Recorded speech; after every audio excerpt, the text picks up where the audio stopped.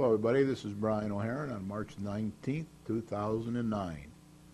It was home sweet home again. Tonight we're going to be talking about a lot of the things that the Fed's doing to make mortgages cheaper and re-mortgaging cheaper as well. I'll talk about that later when we get to the Fed portion of the program. First thing you'll see up here, sooner or later, is some kittens. I found this down at the college this week. There's a lady selling kittens. I didn't want to put her name and phone number up on the screen for her own safety. So if you're interested in any of these kittens, I think she's giving them away. They're young kittens, brand new. You can call the college down here in Winsted and probably either the library or the administrative office and try to get in contact with the lady who's selling the kittens. We'll show those a few times tonight. We're also going to show Tim Geithner, Secretary of the Treasury, since he's been in the news a lot this week, and we're going to show Ben Bernanke, Chairman of the Federal Reserve Board, and he's also been in the news a lot this week. So I hope you will enjoy that. There's been plenty of action this week in Washington, D.C. This week, a lot of this action might move us forward for a while at the risk of eventual inflation that the Fed Chairman, Ben Bernanke, thinks he can avoid. Ben Bernanke, remember, was a great student, has written many books about the Depression. So, you know, he's trying to avoid the same pitfalls that he wrote about when he did his history of the Depression. His balance sheet will have some junk on it because of the decisions he's making and his board are making over the last week or so, and will make in the near future. But they can be transferred eventually to the Treasury at a later date if necessary. And remember, most of the things that the Fed uses their money for are for buying things that will be rewarding in the future and for loaning money that will produce interest and they hope to get back eventually, that kind of thing. So it's not like throwing money down the in the wastebasket when you deal with the Fed. However, there is this constant fear of inflation. And right now what Mr. Bernanke is trying to do, as I said in previous shows, is keep us from deflating. That's worse in a lot of ways than inflation. So it's all a very, very tightrope balancing act. The town of Winsted is also on the move after several weeks of preparation. The fiscal 09 to 10 preliminary budget proposals have been presented to the selectmen, and reviews have been held this week. I attended two. One was a 2.5 hour, I think should have been done in about an hour, but it took them 2.5 hours to get through it. There were a lot of questions by one of the select person that probably shouldn't even have been in the meeting, but the questions, I mean, the select person, of course, should have been there. But anyway, it went on, and we finally got out of there about 10:30. The last meeting last night was very short, and it was probably half an hour or so, and several people didn't come to the meeting that were supposed to present their budgets. The ones that came were very, very quick, pretty much agreed with the town manager on what they were supposed to get, what they weren't. Now, there are one or two people that are asking for more than allocated by the town manager, and that has to be resolved. We'll talk a bit more about the budget later without getting into too many specifics. The Board of Selectmen will meet with the Board of Education on March 26, 2009 at 7 p.m. in the band room of Pearson Middle School. And if you watch a Selectmen meeting on Monday night, if you can stand it, watch that, and you might hear them make some decisions on this budget. I don't know if they will on Monday night or they'll wait till after they talk to the Board of Education or what will happen, but they have plenty of time to do it. Now, there are a few little mistakes in this budget. I noticed the Torrington budget also has mistakes in it, and that's what happens when you have preliminary budgets, and when they're first handed out, everybody looks at them and rakes over the numbers, and they find mistakes and things that should be changed. That'll all happen, and in the end, it'll all work itself out. But it's a challenging budget at best. The selectmen had asked both the town and the Board of Education to strive for a budget that contained a zero increase for the town's taxpayers. They are both striving to meet that goal, the schools and the town. The managers throughout the town have been very cooperative and understanding of the economic situation that we're all facing right now. I'm pretty sure almost everybody is affected by that. The average household net worth has gone down about $18,000 since the recession, on average. Some much more, some less. The 2010 and 2011 budget may also be very difficult. Depends on how long we stay in this recession and how long it continues to hurt America, the state, and the town. When I sit through these budget reviews, and this is the 4th or 5th year I've been doing it, it is very frustrating. Matter of fact, the same thing happens every year.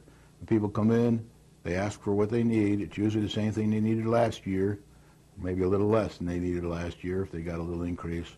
They need fire trucks, they need police cars, they need better computer systems, they need more people in some cases, like in the inspection area in the building department. But you can almost know what everybody's going to say, and you can almost record it one year and play it again next year. It's so close that and the same kind of questions are asked of everybody, and it takes time, and then there's some chatter and banter, and that's why it goes that long. I think when I was working in business, I never was in a budget meeting for more than 15 minutes. Well prepared, knew what they wanted, did it. I think I got hammered the first time. That was the last time I ever got hammered in a budget review, because I had most of the answers that everybody needed. And I think most of the people here do have the answers. Sometimes I think people ask questions that, you know, perhaps they shouldn't even be asking in these meetings, but most of the people are pretty well prepared that come in here. So I can't say enough. But they do mostly feel that they have to give a sales pitch for what they want, and you can't blame them for that. So when I sit through these budget reviews, it's very frustrating, and I can't help but think, what a help $500,000 more revenue would be at each of these yearly tax budget meetings. Or that would probably come from the development as soon as we get going down the corridor with that. Well, $500,000 would make a tremendous difference for our managers in this town. Or more tax money from other things that we do in this town. Property taxes will come, of course, when we get the developments in down on the corridor, and that's going to be between $5 and $10 million a year when they're all done, and that'll be many years away from now, but someday. But even just 500,000 of it or $1 million of it will make a tremendous difference to our budgets and our ability to buy fire trucks and police cars and computers. We got some AS400s here. I think the only other place you probably find them is in the Smithsonian. I'm not positive. When I was at the IRS, I used to say, this looks like the Smithsonian Institute of Computers. You got every computer since Babbage in here, so it was very interesting. But anyway, we can get that money in from the development. It won't all come in at once. It'll come in increments, you know, of 500,000 or each year or $1 million each year or whatever. But that'll make a big difference in this town. And you also get money, permit money from them, and that's quite a bit of money. It's in the millions, $1 million to $2 million there. Water and sewer taxes will go into the water and sewer part of the budget, and then all the spending money that's going to happen in town that I've talked about in this program for the 1,400 or so new residents that will be living up there, most of them age 55 and over.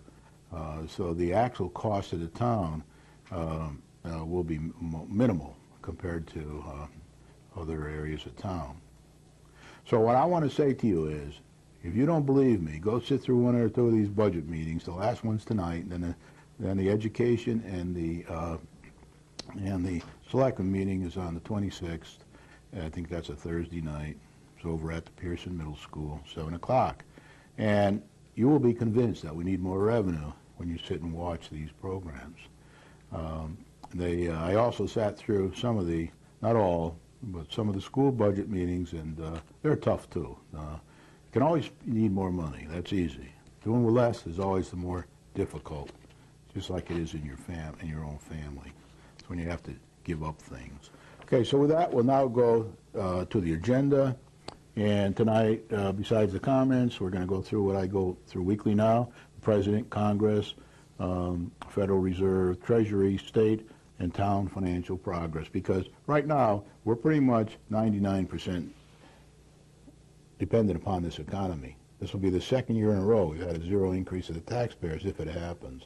We also saved the huge percentage year that the last administration wanted to upgrade all the schools and the fire departments and police department. We're lucky we didn't get that at this particular point in our time. There is progress being made there now. The OCR stuff has started. The bids have gone out for the Pearson School. The work will be done in the summer, perhaps by the end of the summer, and a lot of that will be paid for by the others besides the town with grants.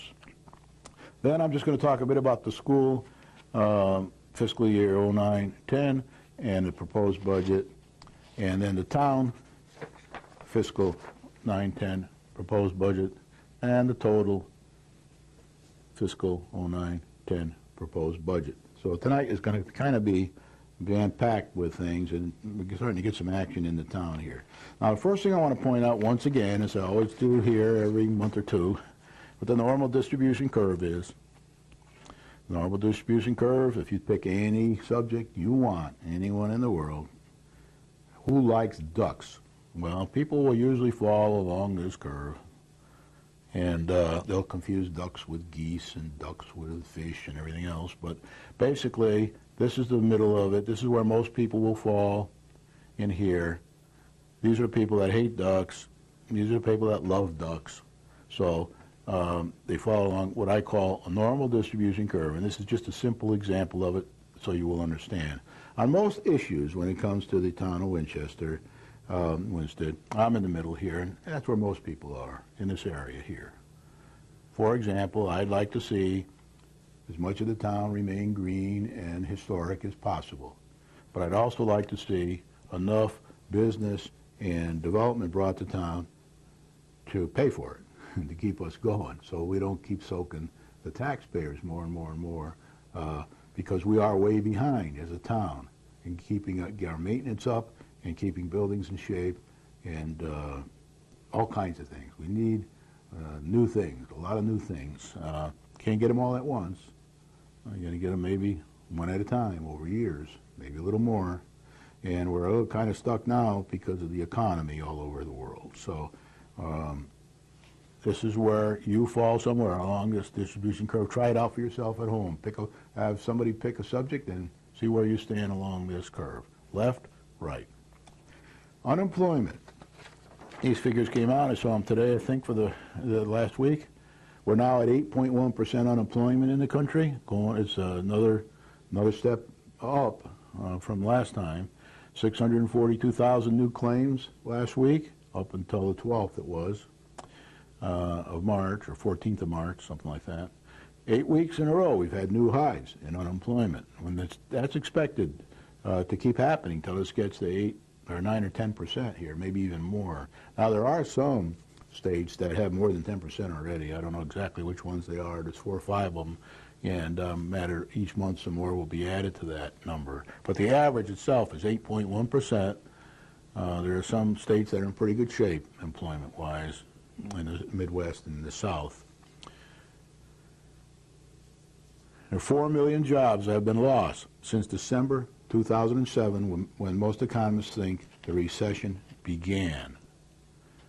And that's the highest number we've had, 4 million, in 25 years. So me being 26 years old, when I was 1 year old, that's when 25 years ago was. So it's quite a while. Now, how does it affect our town? I always try to draw a correlation to things that are happening in Winsted, and I don't know everything that's happened in Winsted. I only know what I read in the papers. But this week last week, I saw a reporter, and he had been up here interviewing people at the Homer D. Bronson Company, which is one of our largest taxpayers in this town. I think they pay about $40,000 in tax, maybe even more every year. They're in one of the industrial parks, and they have announced a plan to close shop in Winsted. Well, sometime this year, over the year, they're going to be winding down. Now, maybe somebody will buy them out. Maybe something will happen because I think their parent company is either going into bankruptcy or in bankruptcy. Maybe somebody will buy them and keep it. But as of now, they have announced that over the year, they'll be laying off 37 more people. In addition to jobs, about 15 or so, and these are rough numbers here, already lost to date. So that's how it affects our town. It affects our revenue by about $35,000-$40,000. It affects 37 plus 15 jobs, people that aren't going to be working and aren't going to be spending as much money in town perhaps as they had in the past. And there are other things happening in town. I know that some people were planning to add onto their factories. I know other people want to come here and do things, and everything's in slow motion right now. But I do want to say there is one bright side to it. I do talk to realtors, and they say if houses are properly priced, they sell. And they also say that there is activity. Businesses do want to come to town. There are probably 5 to 10 businesses that want to come to our town. And there are also a few that are closing down too, so same in Torrington. So it's a balancing act. But this has just been in paper. If you want to see it, go to either the library in town and the college or Beardsley Ann Memorial. Look in their morgue. I think it was in the Waterbury Republican where I saw it, and a few days later I think it was in the Torrington Register. Now, progress for this week. The President will attend the G20 meeting next month in London.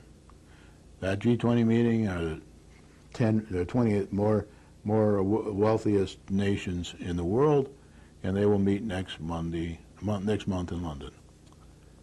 This week's been a lot of fighting. I'm not going to talk about it too much here because I think it's off to the side. There was a lot of fighting about the AIG $160 million bonuses that were paid out to employees, and the administration now, President, wants conditions and limits on the next bailout funds. Today, as we speak, Congress is voting on the limitations. If people take money from the government, then they will be limited to how much bonus they can get, and these things will all be built in. Now, there's a lot of finger pointing going on down there, and a lot of inter-party, and people fighting with each other and blaming each other for this whole thing, because it could have been avoided many times over if the people had made the right decision. So you'll see a lot about that. I'm not going to talk too much about it, but the other thing good that the President wants, I think, is he wants a report each month from the largest 21 banks that have received government money.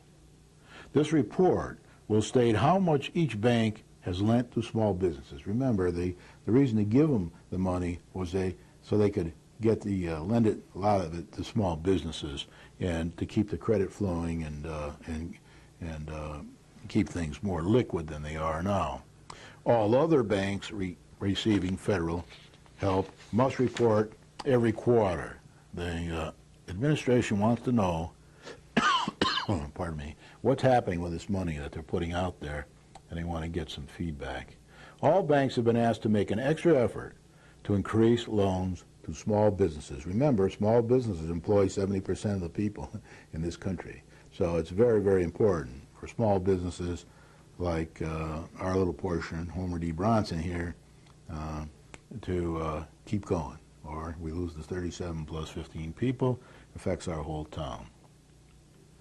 This is part of a package that also includes reduced small business lending fees and an increase on the guarantees to some small business administration loans. So that's a step by the administration to help these small businesses and go in that direction.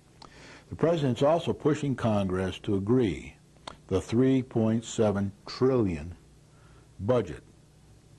Some Democrats are also concerned about this budget, as well as the Republicans. Some, and many, think that the President is trying to take on too many issues at the same time. So that's been a constant debate this week down there in D.C. The president wants to end the finger pointing on the proposed budget. And I think I saw just today, this afternoon, I was watching the news, that he's trying to fast track this budget. It might not be too good an idea. So he's got people, Pelosi wants to fast track it, other people don't want to fast track it.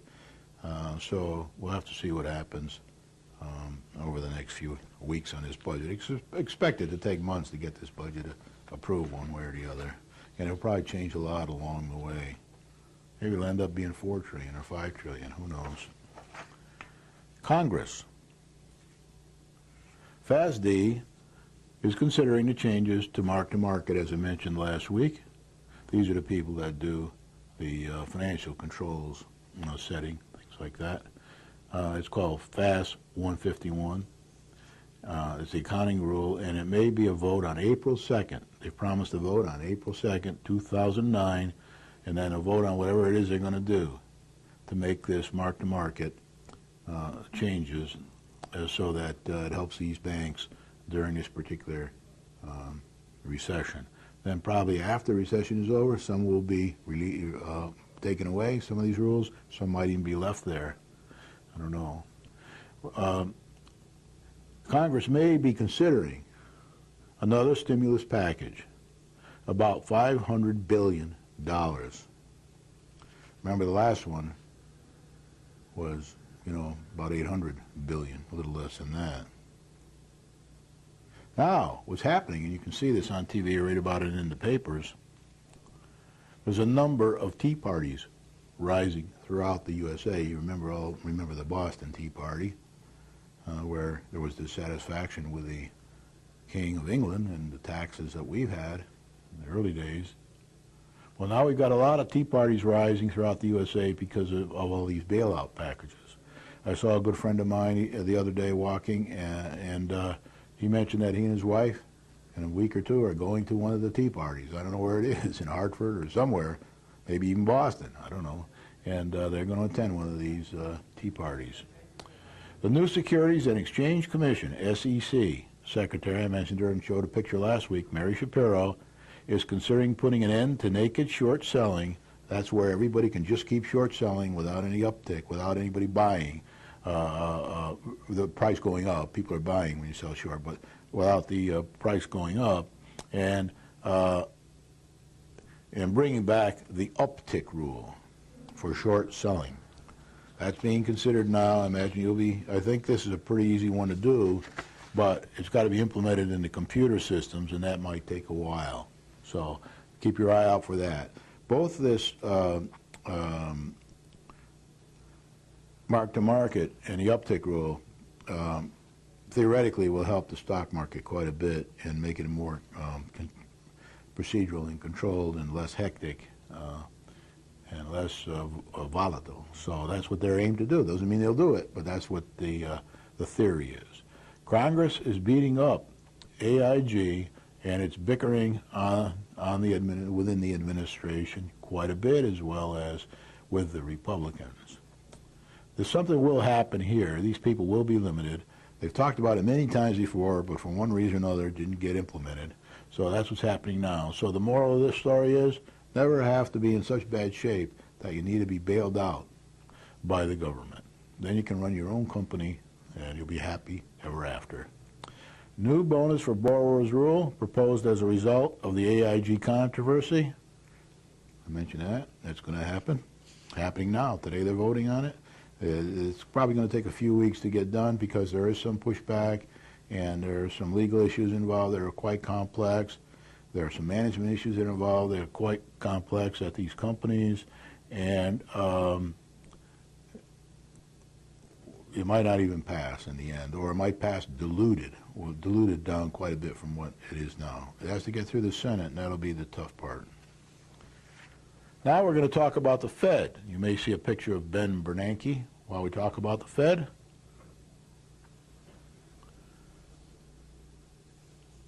Ben Bernanke was on 60 Minutes this week. Well, I think the first time in many, maybe 25, 30 years that the chairman of the Fed has been on on that kind of a program. They're often on TV reporting to Congress and that kind of thing, but seldom do they go on these kind of shows like 60 Minutes or Saturday Night Live or anything like that. The Fed itself, which Bernanke is the chairman of, met for 2 days. They had a 2-day meeting this week. They usually meet monthly, and that's the governors from around the country. I think there's about 12 of them, give or take, 1 or 2. This week, they see the recession ending in 2009, and the economy perhaps starting to grow in 2010. And then this is, on the other hand, if the government plan to resolve the banking crisis succeeds. The Fed will begin to purchase. This is good news now for a lot of people here. The Fed will begin to purchase up to $300 billion long-term Treasury securities over the next 6 months. We've talked about this in the past, that it was a possibility. It's one of the tools that they have and they can use to try to help fight this recession. To help further drive down mortgage interest rates and other consumer debt. To help the crippled housing market. So because of this decision a day or two ago, the interest rates are already starting to drop some basis points and probably will do more. And it's also going to help with consumer debt because you'll be able to get cheaper interest rates on that. This has not been done since the 60s and will help, according to Bernanke. It should help lift Treasury prices and drive down their rates. Mortgage rates have fallen since that program was announced last year. The Fed will also boost its purchase of more mortgage-backed securities. Remember, those are the things that got us into a lot of the problem we're in right now anyway. Guaranteed by Fannie Mae and Freddie Mac. So they're providing a little feather bed there to Fannie Mae, Freddie Mac, and the borrowers of each. Remember, Fannie Mae now and Freddie Mac, they're 100% owned now almost, or by the government, by us, you and me. I once, about 10 years ago, spent 6 months or so at Freddie Mac, helping them get into all their modern computer networking system. I was like a manager for all the people from one of the vendors working with Freddie Mac. So I know quite a few people at Freddie Mac. The Fed will buy another $750 billion to bring its total to $1.25 trillion. So we're getting into some pretty big numbers here, the Fed helping these people out. The Fed will also boost its purchase of more mortgage-backed securities guaranteed by Fannie Mae and Freddie Mac. Well, I got that down twice. Sorry about that. Let me just say one thing on this here. This is repeated. This is new. But one of the criticisms about the years around the Great Depression, the FDR years, was they didn't spend money fast enough. They didn't move fast enough. They didn't spend enough money fast enough. So these guys down here in this administration with the Fed are trying to move quick, spend a lot of money, and do what I would call rifle shooting rather than shotgun shooting on this. Now, this Fed is totally different. They do rifle shooting. The Treasury kind of shotgun. They use a shotgun instead of a rifle. They try to hit many things with their shotgun, whereas the Fed is going down this quantitative easing route, one step at a time. If one step doesn't give them enough power, they add another step, and then they add another step. And then sooner or later, they'll start to loosen up when they see the economy picking up. So that's what you see here. So the Fed will also boost its purchase of Fannie and Freddie debt. That's different than backing the mortgage-backed securities and stuff. This is actually guaranteeing their debt, much like the FDIC would guarantee your money that you have in a bank. They will guarantee the debt for them. Billions more are being pumped into the economy by the Fed. It keeps going up. Later this month, the Fed will start providing up to $200 billion to spur lending for auto, education, that's student loans and things, credit card, and other consumer loans. The money will be lent to investors to buy up such debt.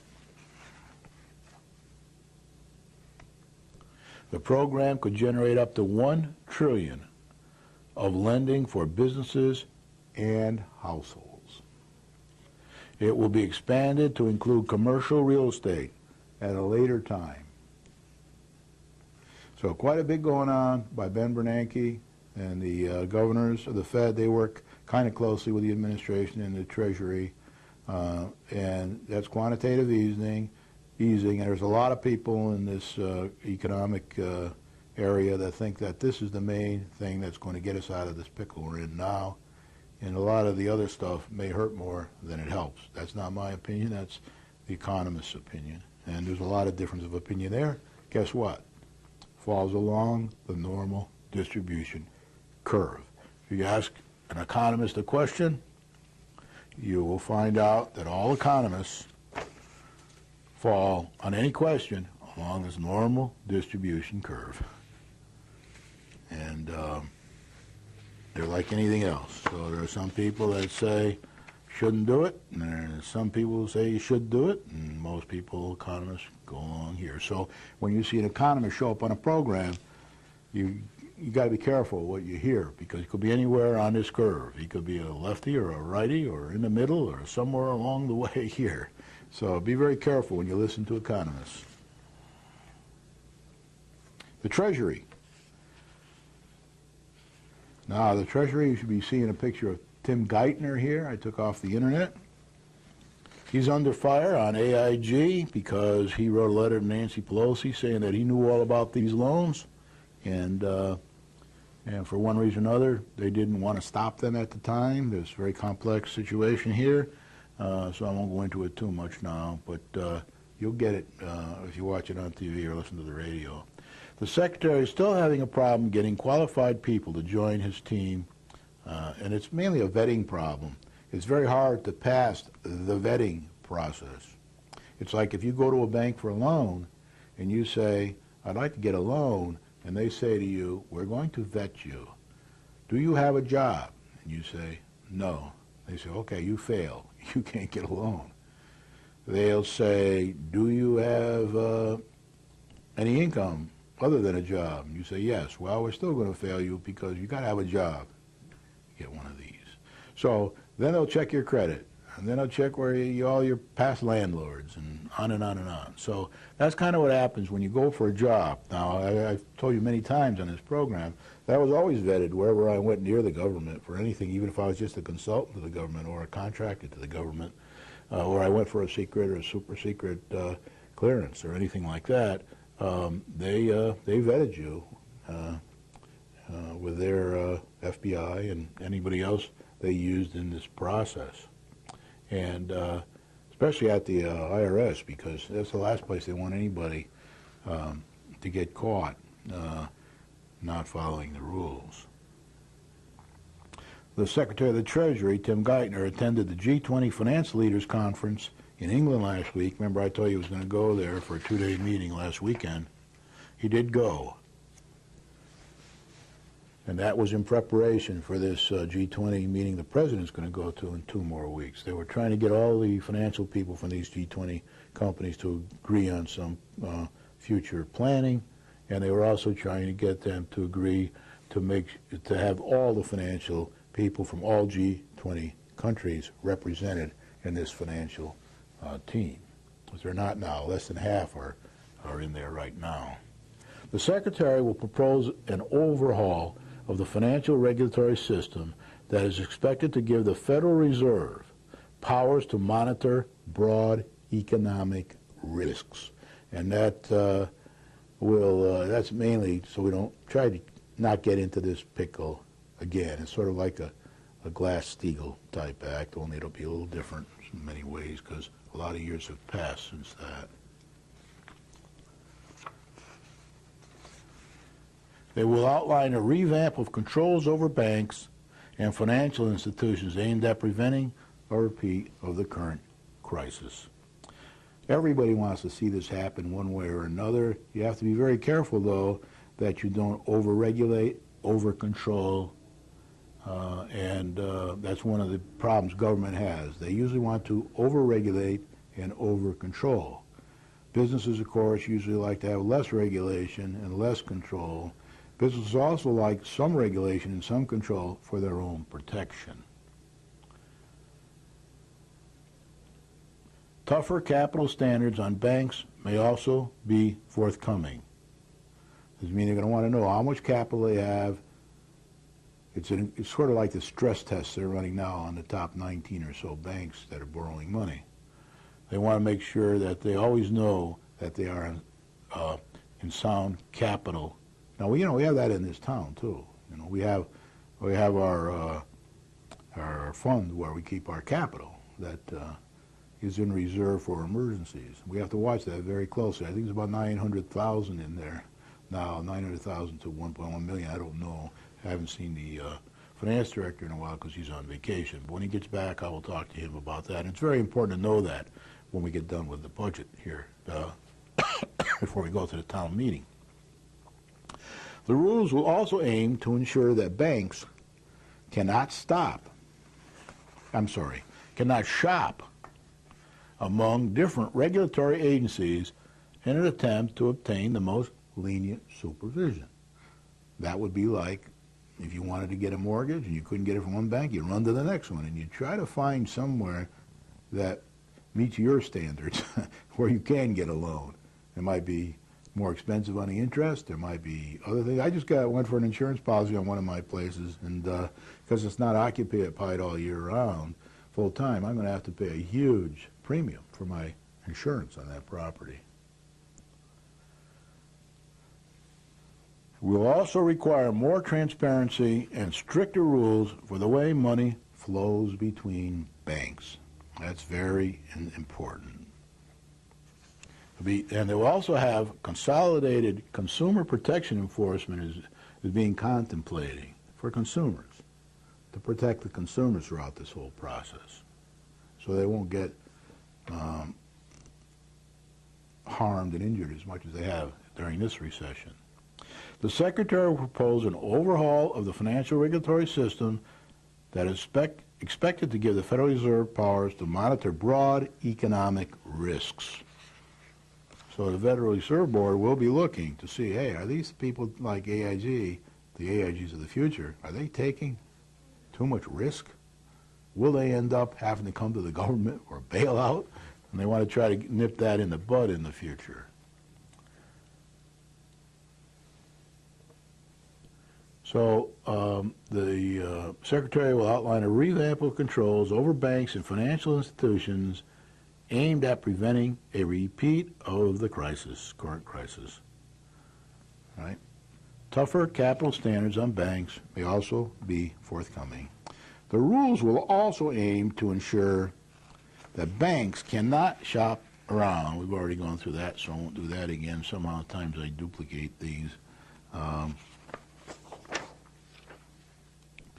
The next important thing that's happened this week is the Secretary of the Treasury, Tim Geithner, has ordered the IRS to issue a series of new rules.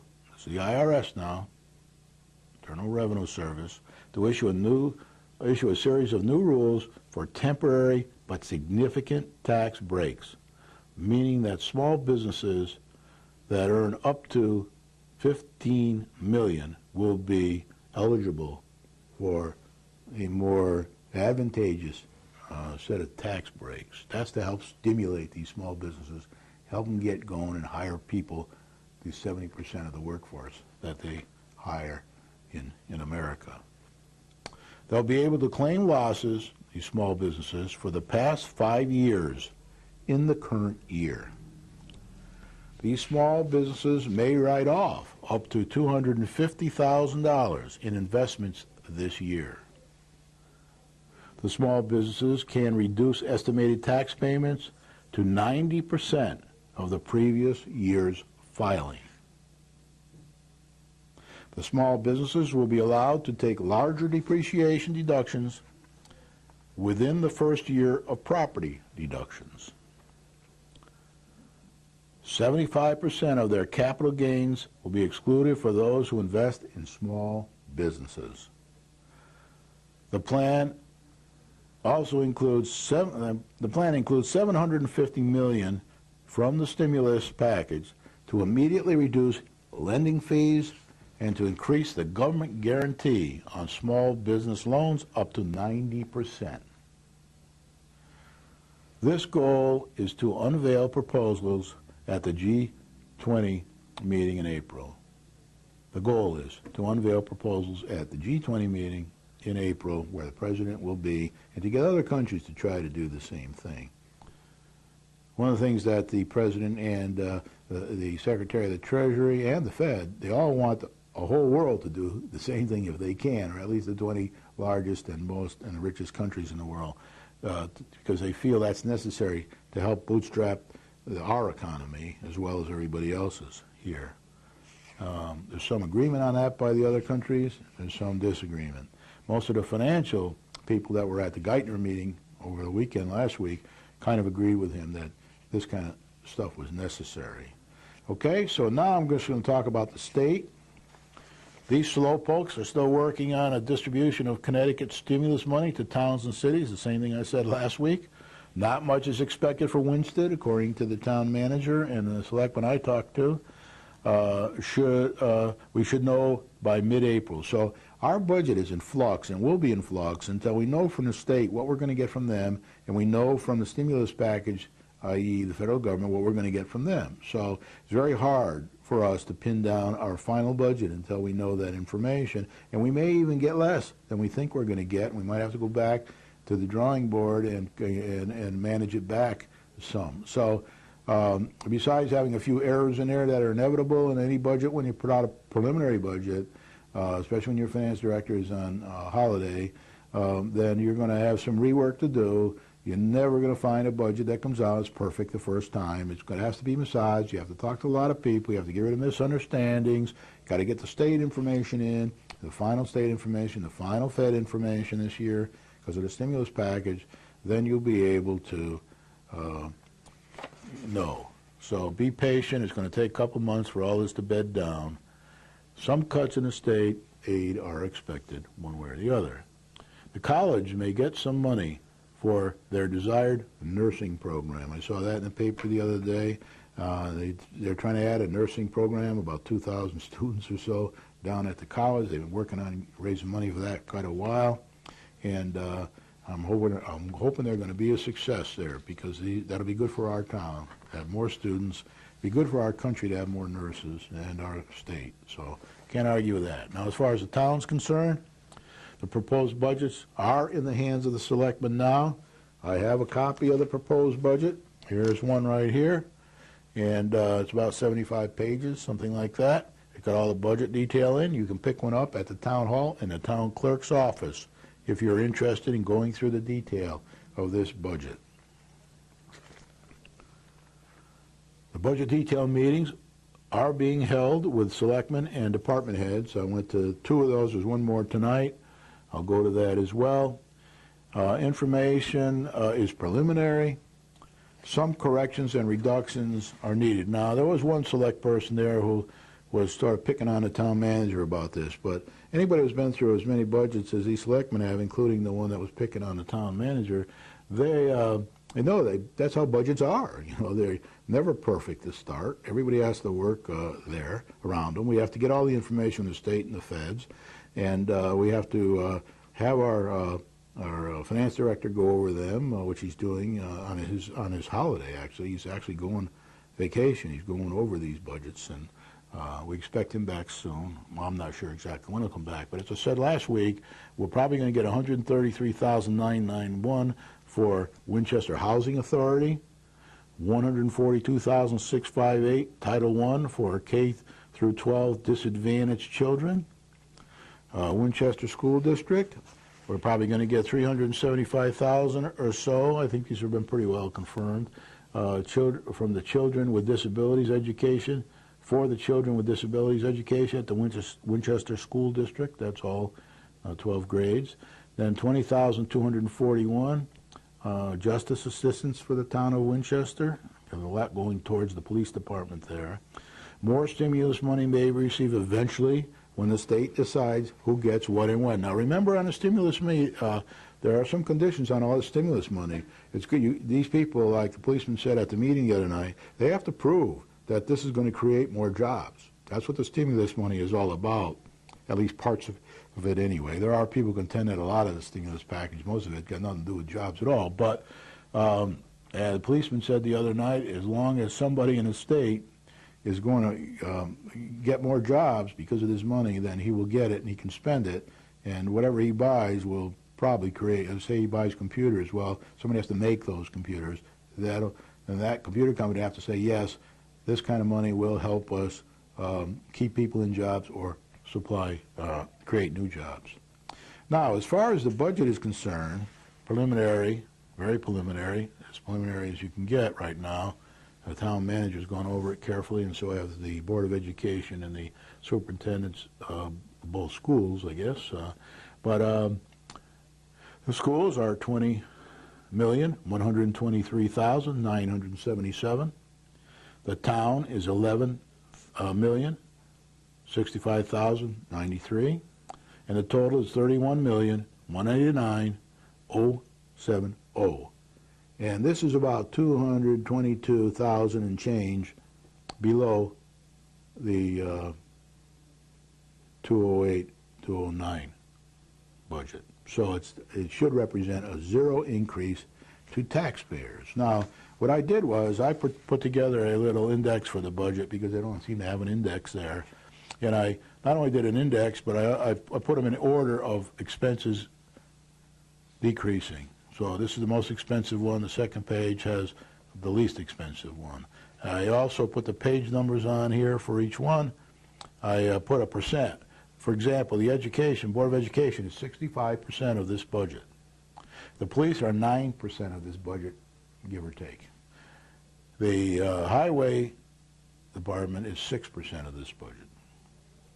And then you get the 2% for general fund, miscellaneous, debt administration 2%, then 1% for these, and then it gets below 1% for the rest of the budget.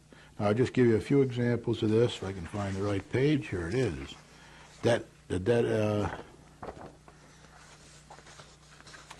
Board of Education, as I said, is $20,123,977. The police is $2,652,241. The highways, that's $1,971,003, and these are the biggest areas of the budget. Then you get the various capital outlay that we're going to have, $683,988. You have a general fund miscellaneous, $539,303. If I had more time, I'd go into some of these for you. Maybe I can do that next week, but I'm not going to have time to go into too much detail this week. The debt administration, this is for money we spent in the past, and now we're still paying capital and interest on, according to the numbers I have, is $461,382. That just goes to show you how expensive it is to carry debt. So when you go for bond issues, you're going to know that you're going to have to carry that debt. And that's one of the reasons why the majority of the selectmen were against the huge $57 million, including interest, bond issue that the last administration wanted to do for the town. Now remember, I've mentioned on the show a couple times in the past that we were going to probably spend about $10 million for the Pearson School in that bond issue. A year and a half ago, we were thinking of that. This year, we're thinking of closing the Pearson School down. Now, that's been put aside for a while, but it's not dead yet because we have less students coming into the school system and less leaving it. So the numbers are going down of people that we have to educate in our 4 schools. We might be able to fit all this education into 3 schools. I wouldn't want to even venture to say which 3 they were, but I think that Gilbert would probably be one of them since they have a lot of space and they're pretty well up to date with all their maintenance and that kind of thing. So don't ignore the debt administration. It's like in your own home. You have to pay your mortgage. and you have to pay the principal and interest each year, and you have to pay for any sewer bonds and any water bonds or whatever it is you have that the town is charging you for in this area. Now, the waste and is $412,614. Should be a comma here. That's how much it costs us to deal with our waste in this town, one way or another. The fire department, $375,216, and remember, we have an all-volunteer fire department. So, and the fire department is usually pretty strapped. You know, they need. I sat through their presentation the other night, and they always seem to need quite a bit of work done on their equipment and buildings, and they also need the trucks. You know, buy new trucks every once in a while. So that's that. Now, there's a debt administration for the education side of the budget, and that's 300, or for the education part of our budget, that's 341,715. That's the debt that has to be in the budget for that. Then health, 305,882. Municipal insurance is 280,612. Building department, 222,000. That's for the directors part of the department. 222,796. The planning and development department, that's for the planning development manager, secretary, etc. 203,200. The recreation department, 212,872. The libraries, Beardsley and Memorial Library is 197,941. And the town clerk is 173,299. Now it goes on for a while here, but I don't have time to go into it. I didn't go into any of the ones that are down in the below 1%. But you got the assessor's office, you got legal fees. I think I already talked about assessor, but legal fees. You got tax collectors, that's 80,000. Legal fees are 82,000. Civil preparedness is 76,000. Registrars 62,000. Cemeteries 56,000. There's a whole list of them here. And then until you get down to the cheapest one and least expensive one, that's the Shade Tree Commission, which I don't think operates anymore. It's $0. And public celebrations are in the budget for $1. Okay, so if you're interested, I did send this index to the town clerk by email today. She has a copy of it. You know, you can get a copy if you go down to pick up one of the budgets and get this here, right? It will be updated when decisions are made about it and when corrections have to be added to it. But so far, this is the original one they put out when I went to their first budget meeting on Tuesday night. And I think it's the same one that was in the packet for the selectmen for their meeting on Monday night, but they didn't go over that in the meeting. There were some comments about it in the meeting. I thought they were kind of premature comments, but there were comments. And that was what happened there. Now, we're all waiting eagerly for this meeting tonight, the selectmen meeting on Monday night, where I'm sure the budget will come up. And we are looking for forward to the meeting with the Board of Education and the selectmen on March 26th, 7 o'clock, Pearson Band Room. And then we'll begin to see this budget gel. And everybody gets a chance to comment at any of these meetings. I didn't make any comments at any of these meetings, but you can make comments. Now, let me say another thing that may help our budget a little bit, and that is that a plan was agreed by the selectmen. I'm pretty sure it was agreed on Monday night at the selectmen meeting in one of their secret meetings, executive sessions they call them, to offer town employees an early retirement plan. So they are going to offer that. I don't know who they're offering it to or what the rules are, because I haven't gone through it all. And then some people may be taking an early retirement. So that might help our budget a little bit, depending upon how everything works out there. So I only have a couple minutes available now. I want to say that's a pretty big, it's pretty busy now at the federal level. It's very busy at the state level, trying to get to April 15th when we should know where we stand. And it's extremely busy at the town level in trying to get to this zero tax increase for the taxpayers and still have a well-balanced school system and, as best you can under the circumstances, balanced town business. And but there's no doubt in my mind that we need more revenue. We need to work on that. We need to be busy as beavers. Busy, you know, we got to be the ant. We got to be preparing while the grasshopper fiddles off to the side.